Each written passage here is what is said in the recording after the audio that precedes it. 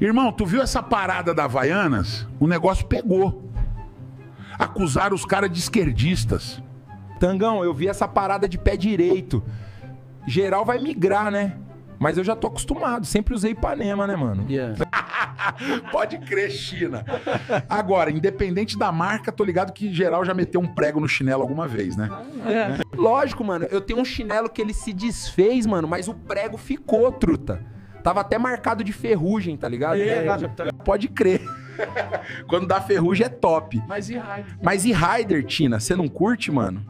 Mano, até curto demais as Raider. Raiz mesmo. Mas o problema é que me dá um chulé do caralho, tio. Agora o pior, mano, esse dia fui no mercado, R$68 um chinelo. Tá louco, irmão. Melhor voltar a ser primata raiz e andar descalço. Tangão, tá osso, irmão. E nesse preço, ainda é chinelo branco ou azul, né?